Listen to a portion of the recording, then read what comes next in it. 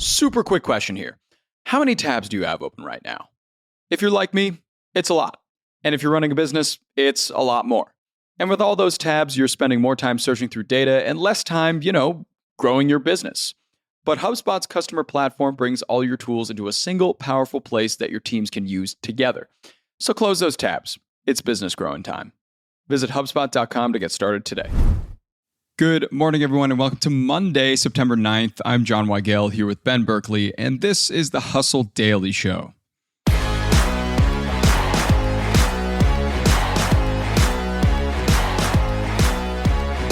$40 million people are on LinkedIn using the green hashtag #OpenToWork badge, which seems like a no-brainer if you're actually looking for work. But some recruiters are saying that this act can look overeager and desperate to companies. Now try to swallow that pill along with a news stat that says it's currently harder than ever to get a job. So why is the job market so slow, and should prospective workers forego their green badge? We'll chat about that in a bit, but first let's give you the hits and headlines in business and tech. To start us off today, if you're a parent, you probably know about Roblox. The company behind the game is losing tons of money, $3.5 billion to be exact. Because of this, they're introducing more features now to get users to pay for their premium tier. So cough up the Robux, mom and dad. Next, Google has been found by a federal judge to have abused its monopoly power over the search industry.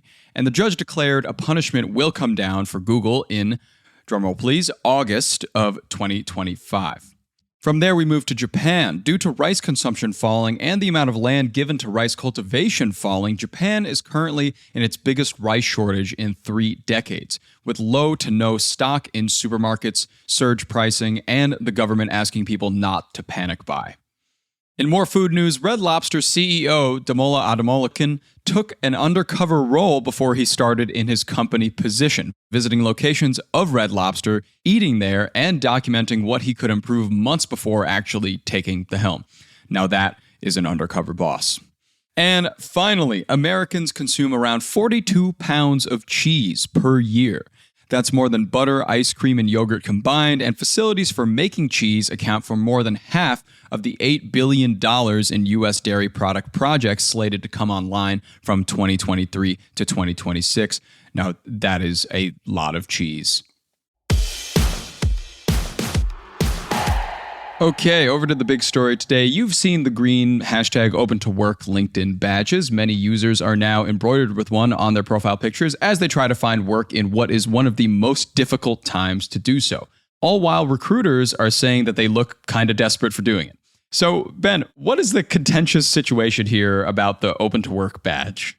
Well, before we get into that, let's actually just set the stage on the labor market in general, because you kind of can't divorce the two. Yeah, let's do it. So in the US, the unemployment rate is at 4.3%, which is quite low, but that doesn't tell the whole story. So last week, we saw US job openings drop to a 3.5-year low.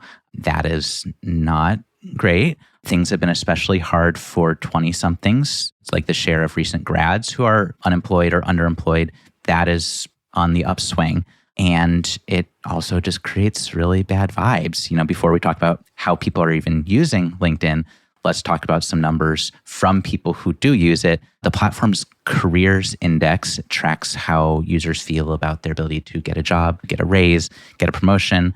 At the moment, that's not doing so hot either. We're seeing lower confidence levels than July 2020, which was very notably a rough time mid-pandemic. And also around this time, this little LinkedIn #OpenToWork feature debuted.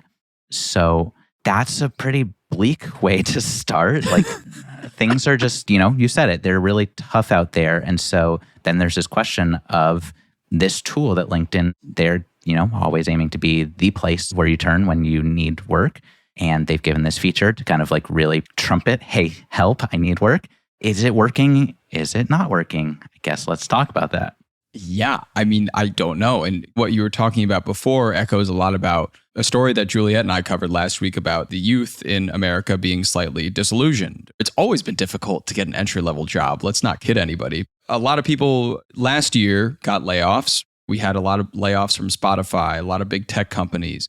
And now a lot of them are adorning these #OpenToWork badges. And That counts to about 40 million people in July that have these badges on LinkedIn and are actively looking for work. But some recruiters are telling publications like Fortune that it can have the exact opposite effect to getting a job and make you look kind of desperate, which is really annoying to hear. Because if you need a job, you need a job. Like, of course you would be desperate in that situation. Yeah, I mean, I think there are two different stories happening here. One is kind of like the public-facing story, because that 40 million number, that's who has it on their public-facing profiles. Overall, according to LinkedIn, 200 million people have used this feature over time. So there is clearly this shame factor to it. And that's kind of what led to this flood of think pieces that suddenly are like, is this embarrassing? Is this bad? Is this actually helping? And, I think you're hearing from a lot of recruiters who are very glad to say, actually, it makes you look overeager, or, it just makes you look kind of like an amateur, because really in-demand people, they're not saying they're looking for work. And I just kind of don't know if I buy it, that it's really this bad thing for recruiters. Like, you need to know who is actually available. There are stats showing that people who have it up are more likely to receive incoming from recruiters. So it does work for some people, and it feels like, especially in a tough job market, something that we shouldn't just like take a dump over just because it might look slightly embarrassing to some. Yeah. And there's even some evidence. You did say that on average, according to LinkedIn, you're 40% more likely to get some in-mail from a recruiter if you do have an open to work badge. But the problem is landing that actual job and getting the job, right? Because there have been problems in the past year. A lot of prospective employees reported getting ghosted by employers or not hearing back from an application. And also, some say that having that badge up longer can lead to you getting lowballed if you have it up for a very, very long time. Or a lot of companies would think, oh, right for the picking, easy to employ at a cheap rate. So that's another issue behind all of this. Yeah, I think, and this is me coming at it kind of from a personal view, it's really hard to look at the entire job market or the world of job seekers and look at them as this monolith. If you're a freelancer, for instance, having that open to work banner up for however long, that doesn't harm you. That's probably actually really good. Yeah. It's one of those things where if I'm having it up for 12 months, I'm going to start thinking, boy, people are going to really think I'm desperate. The recruiter who just found me, they don't care. They don't know. They don't know. Nobody knows. Nobody cares. They just found you. Yeah. I think it's one of those things where you're just kind of looking too hard at yourself and noticing a problem that nobody else may be noticing. But again, it's just like, this is a really tough market, and any tool that you could put to your good use in navigating it, why wouldn't you? And this is coming from someone who hasn't posted on social media in like 10 years because I just hate it. I would put it on if I really needed a job. Mm-hmm. At a certain point, you got to do what you got to do to survive. That's kind of what all of us are doing out there. And so I just kind of take issue with this like larger movement right now toward all over this idea of the open to work badge. Yeah. And I think a lot of the points made in at least this Fortune article from recruiters are, even those in favor of it, not to just have the badge up and just wait for work. It's to be actively pursuing networking, all the things that you should be doing anyways. It just kind of is a cherry on top for anybody that comes across your profile. But we have a special poll here because we polled the Hustle audience last week about this very question. Ben, would you care to reveal what they had to say about this? I would love to, and I will say I had my viewpoints on this fixed. This is not me pandering to our audience who clearly agrees, because only 37% said they've never used it and never would. The rest have either used it or would use it if they needed to. So that is a strong majority that are in favor. I think there's also just like the biggest selection here. 42% said that it's a little embarrassing, but you do what you have to do, which is couldn't agree more. Yeah. Another big chunk said they've never thought about this thing for a second, which probably is the average person.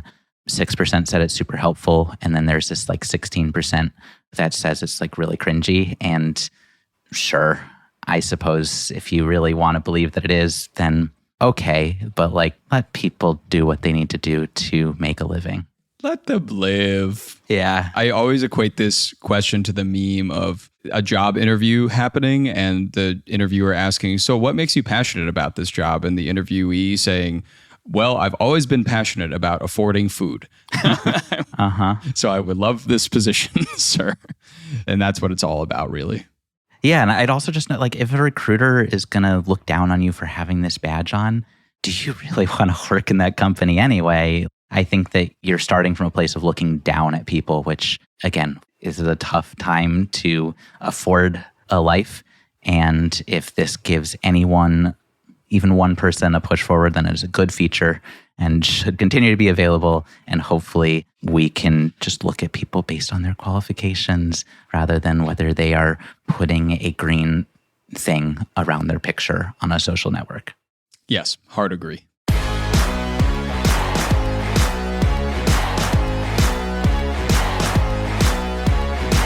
All right, and that'll do it for us today. Thanks, everybody, for tuning in to the Hustle Daily Show. We're a proud part of the HubSpot Podcast Network. Our editor today is Robert Hartwig, and our executive producer is Darren Clark. We've got a lot more tech and business coverage in our newsletter. If you're not subscribed, go get signed up at thehustle.co/email and give us a follow on Instagram. We'll see you tomorrow.